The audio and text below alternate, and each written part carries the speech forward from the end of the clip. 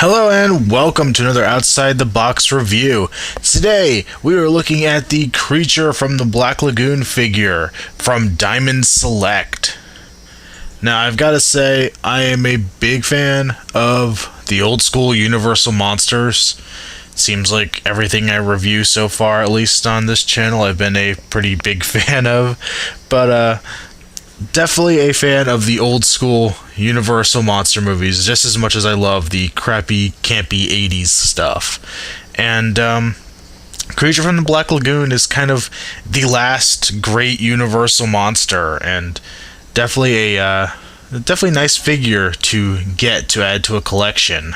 I know that over the years, several other companies have gone ahead and made figures based on the old Universal monsters. I mean, honestly, the property's been around for, over 80, 90 years now? Something like that. I forget when they first started coming out. But yeah, it's an old property, so obviously somebody would have made toys before this. But these are the first I've ever picked up, so I can't compare them against those older ones. But I can say that it's a really nice sculpt. The Creature from the Black Lagoon, or I guess the Gill Man as you can call him. I believe this is based off the first movie. I'm not really sure how much the makeup changes between the different movies. There were 3 of the featuring the Gill Man. I'm not really sure how much the makeup changed in between all of them. I haven't examined them that closely ever, but the sculpt is really nice.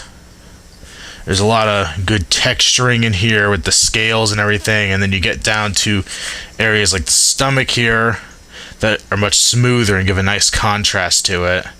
Unfortunately, there's a little bit of extra plastic right here, which is a bit of a disappointment. The claws are well done as well.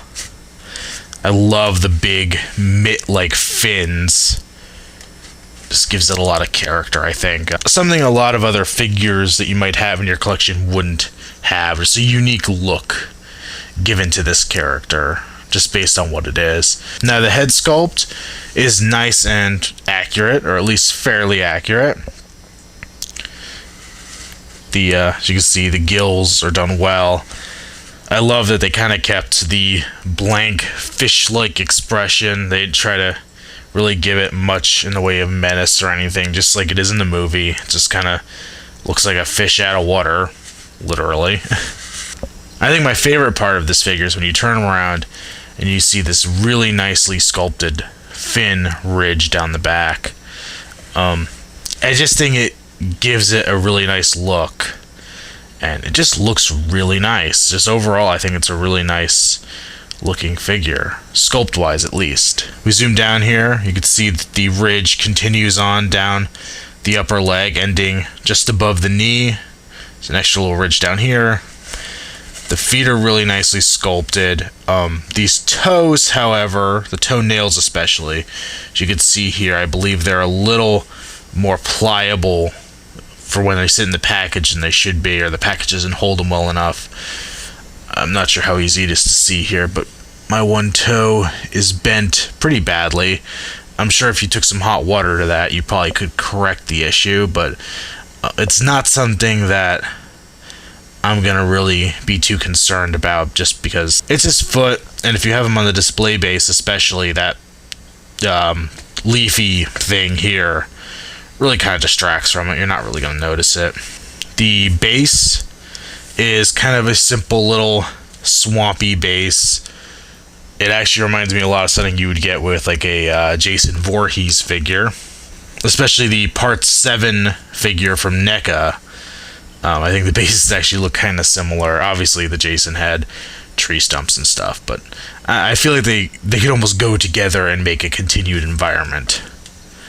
It also comes with this little tree branch here, which you can kind of just put wherever you want, but according to the package, you sit it there and there's kind of a groove for it there, for it to sit just nicely in there. The downside with this figure, as much as I love the sculpt on it, the paint job is lacking.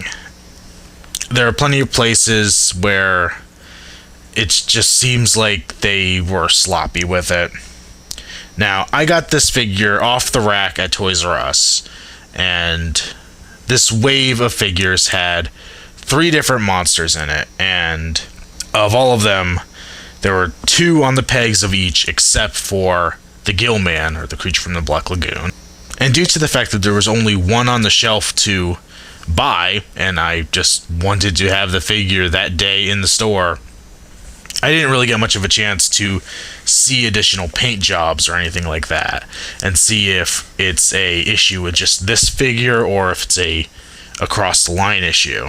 You could see here on his face, particularly around the nose, this yellow paint is done pretty sloppily.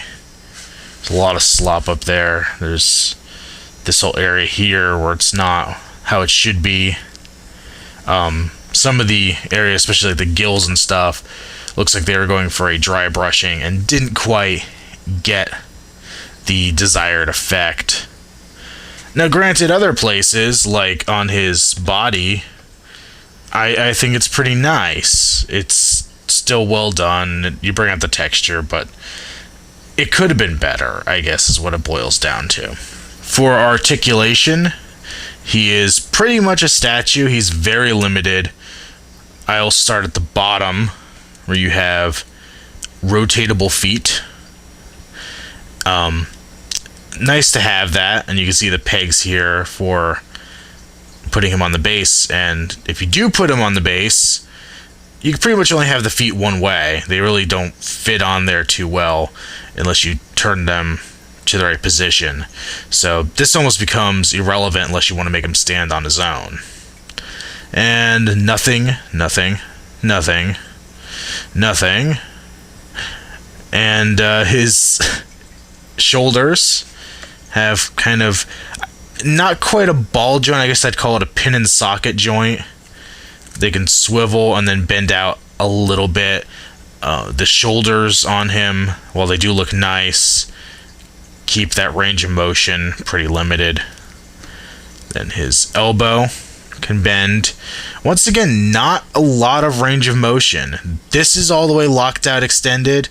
That's all the way bent. This arm, I think, bends a little more. No, actually not really, because it doesn't extend all the way out. So that's all the way locked, and that's all the way bent.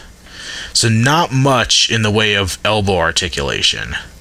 And then you have rotatable wrists, which I feel looks really good on this hand, because the hand is very straight. But on this one, it's very curved, and tends to look goofy unless you get it into a good pose. So you have to play with this one a little bit. And that's it, honestly. So you have 1, 2, 3, so 6, 7, 8 points of articulation on this figure. Not a lot. I feel like they probably could have done a cut joint in the head, especially if you look in here. You can see there's a seam there, but that head's not going anywhere. I think just the extra head articulation would have made it feel a little more like a posable figure. But you could still get him into some decent poses and still have him stalking the invaders to his realm. I guess that's about it for this guy. He, with the lack of articulation and really not much to him, really not all that much to say about him beyond what I've said so far. He's a good figure.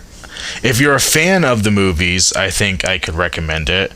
As I said, I'm not sure what the other figures that came out earlier than the Diamond Select ones really brought to the table. I've never seen one in person at all. And so maybe that would have been your best choice if you want a Creature from the Black Lagoon figure. But for something you could go to the store and possibly get your hands on now, I don't know if these are still at Toys R Us's. I guess it depends what your inventory is like and who's buying them up at your store. But I'm sure you could probably get them online as well for a decent price. So at that rate, it may be worth picking up. Now, to bring in another level of comparison to something I don't have, there was also a deluxe version of these released. These figures, the simple figures that were just, a standard figure with a little display base, were sold through Toys R Us. I believe they were actually Toys R Us exclusives. I may be wrong with that. The Deluxe Editions were released, I believe, mostly through comic book stores. And the Deluxe Edition features the creature. From what I've seen on the package, it looks like it is a different paint job and possibly different articulation.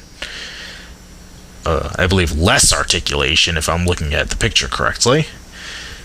And it comes on a display base with a woman in a bathing suit. And if I was a better old school horror movie fan, I'd be able to tell you the name of that character, but as of right now, I can't. So yet another thing to look for considering getting this figure. But if all you want to do is be able to go and get the less expensive version and just have the creature from the Black Lagoon sitting on your shelf, this is the way to go. That's it for now. Thank you for joining us for another Outside the Box review, and we'll see you soon.